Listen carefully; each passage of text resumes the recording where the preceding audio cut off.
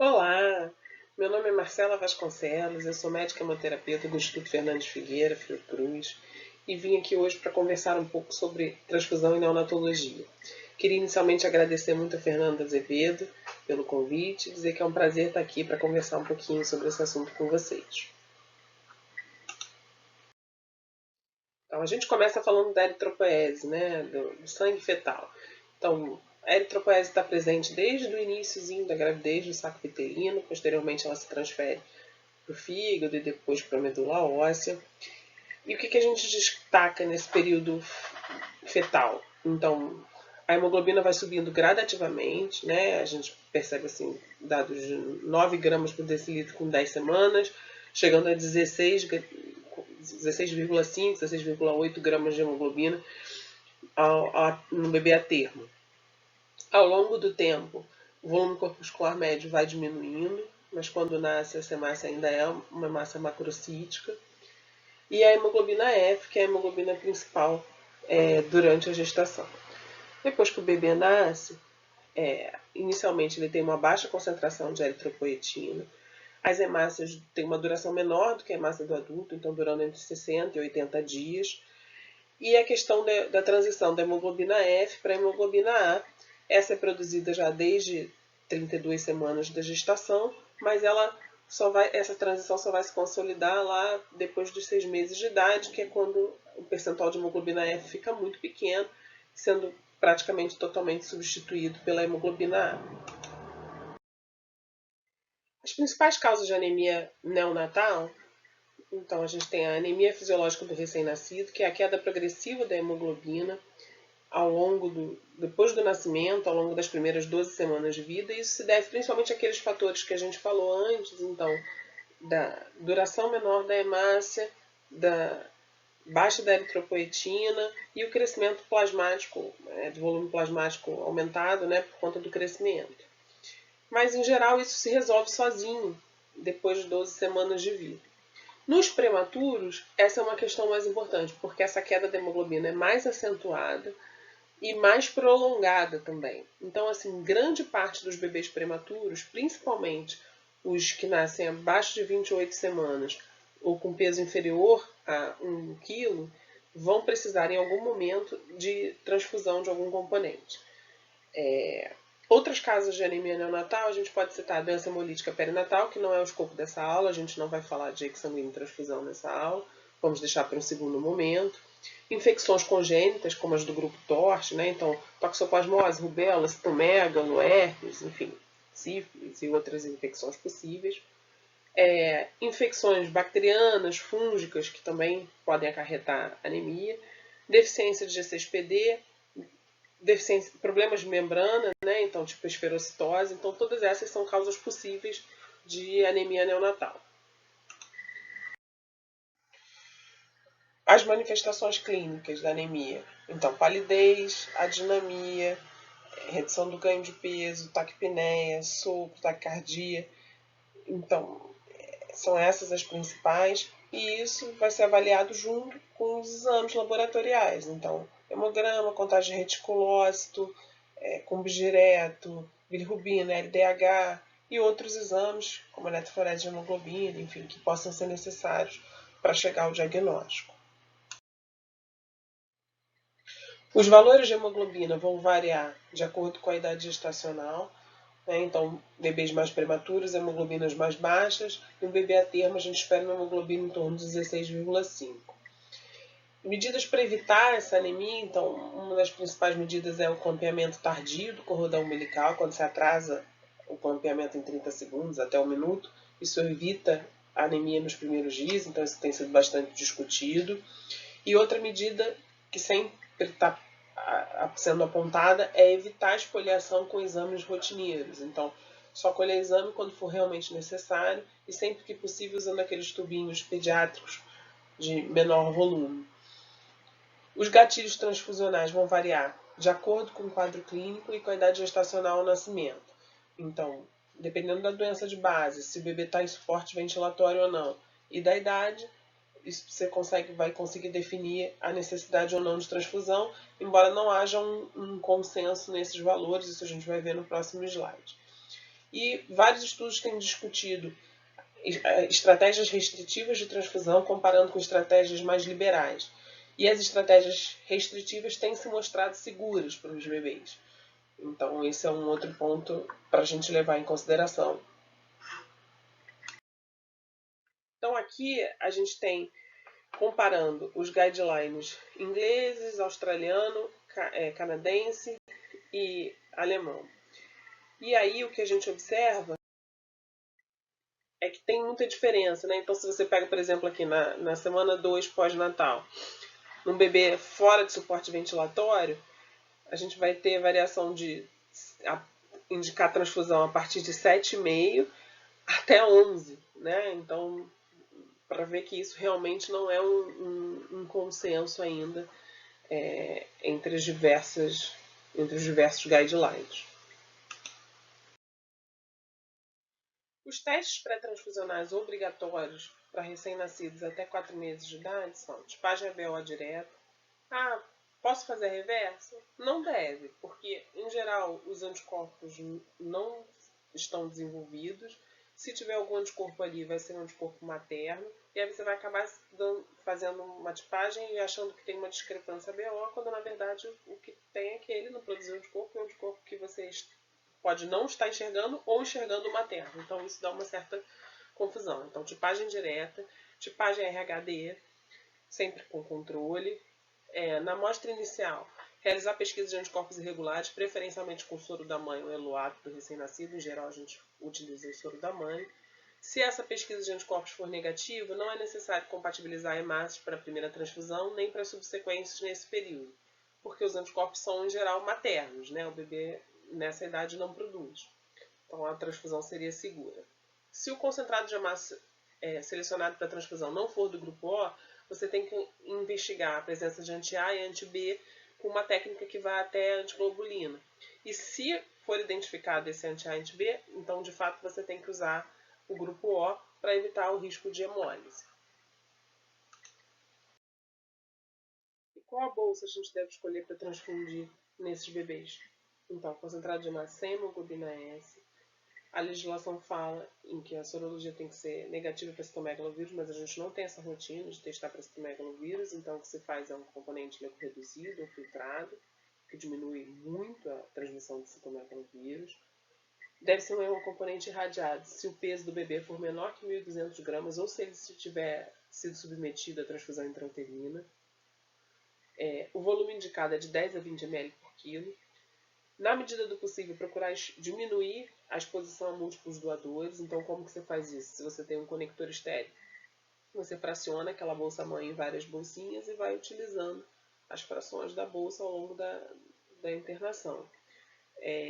Mas e o tempo de armazenamento? Então, os estudos não comprovaram problemas em você fazer em transfusões simples bolsas com tempo de armazenamento maior. Isso é verdade para exame transfusão, que aí a gente tem que ter uma bolsa coletada até 5 dias, mas é uma transfusão maciça. E para transfusão intrauterina, que a bolsa tem que ter até 3 dias. Mas para transfusões simples, você pode usar bolsas com tempo de armazenamento maior e dessa forma expor o bebê a menos doadores, né? A menos sorologias. Em relação à solução aditiva, a discussão entre SAG e CPDA1. O SAG é seguro para transfusões de baixo volume, né? Entre 10 e 20 ml por quilo. Também, para exsanguíneo transfusão, não se deve usar SAG, pelo risco do manitol, da lesão renal, e para bebês com quadros específicos de insuficiência renal grave, isso tem que ser avaliado. Mas, em geral, você pode usar tanto SAG quanto o CPDA1. Utilizar sempre um equipo de transfusão de 170 micro. Não usar aquela bomba de rolete, porque aquilo espreme ali, né, e pode causar um grau maior de hemólise nas hemácias. O tempo de transfusão é entre 2 a 4 horas. Esse tempo, em geral, é suficiente. A gente não pode ultrapassar as 4 horas. E por isso a gente tem que sempre checar antes de fracionar, se você for fazer um fracionamento em sistema aberto, se o acesso venoso está ok, né? Porque o acesso venoso nesses bebês muito pequenos, em geral, é feito pela veia umbilical, mas é um acesso difícil. Então, para você não fracionar e aí já começar a contar o tempo porque você já abriu o sistema, é sempre bom antes de fracionar, checar o acesso venoso. Então, quais são os riscos da transfusão de concentrado de hemácias durante esse período neonatal? Então, sobrecarga circulatória, que os bebês, como os velhinhos, têm um risco maior, um risco grande de sobrecarga circulatória. Isso justifica a gente usar como rotina diurético durante e após a transfusão? Não tem nenhum artigo que suporte essa medida, embora a gente saiba que isso é uma prática comum nas UTIs neonatais, mas isso não tem suporte na literatura. Enterocolite necrotizante, que é uma inflamação do intestino com uma necrose muito comum em prematuros e que pode estar associada a vários fatores, entre eles a transfusão.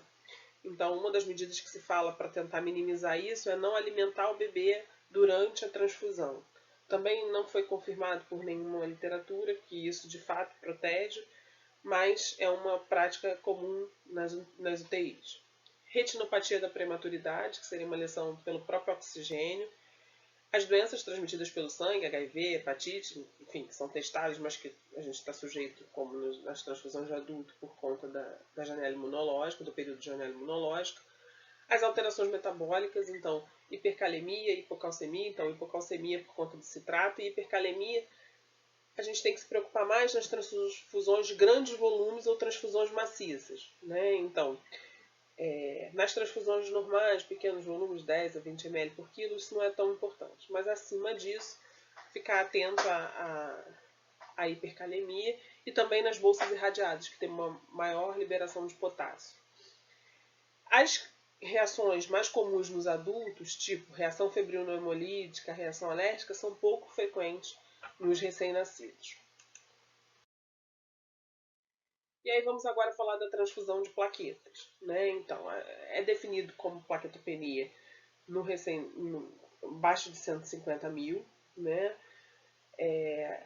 Aí a gente divide em dois grupos, o início antes das 72 horas de vida e depois das 72 horas de vida. Então, antes, em geral, está relacionado mais a causas da gestação, né? E depois das 72 horas pode estar relacionado a infecções, infecção bacteriana, infecção fúngica, enterocolite necrotizante, como a gente acabou de falar, enfim. Em geral, a transfusão nos recém-nascidos pré-termo é uma transfusão profilática, né? Então, profilática pelo nível muito baixo de plaqueta, que a gente vai ver a seguir, ou porque o bebê vai ser submetido a algum tipo de procedimento.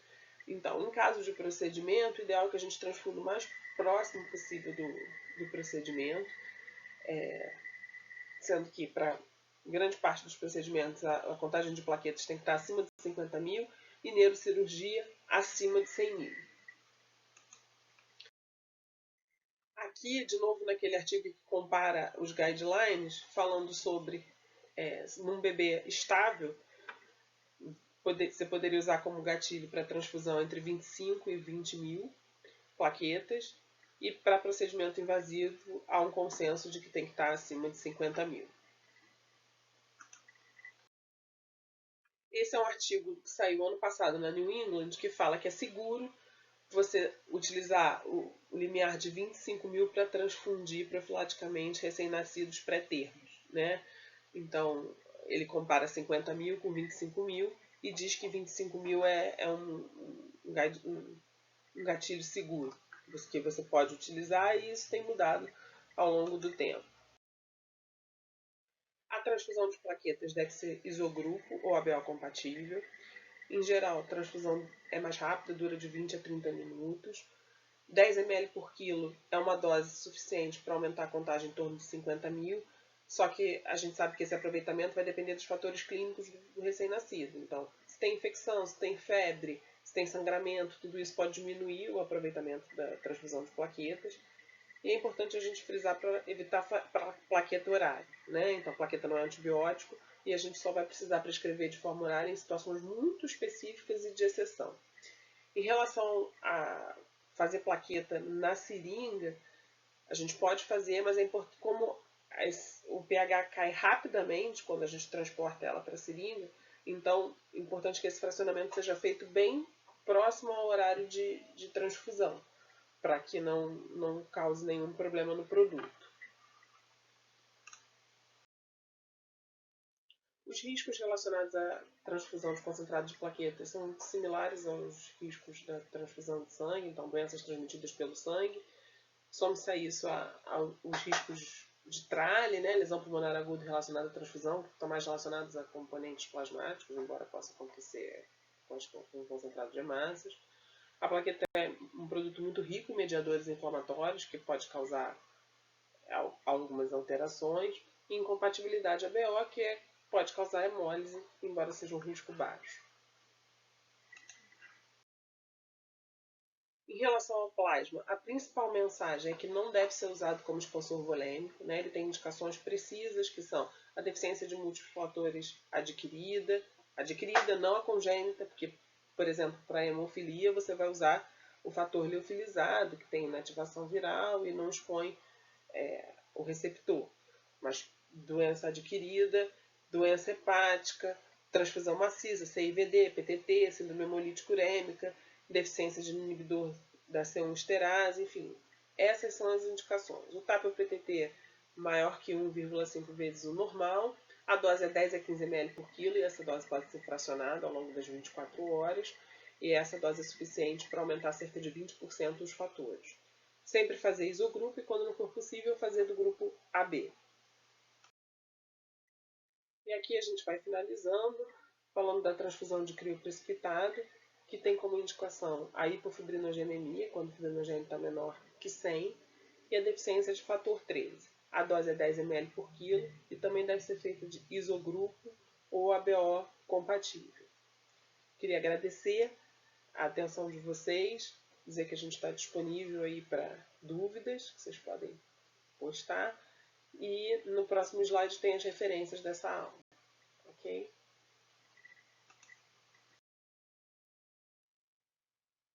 Obrigada.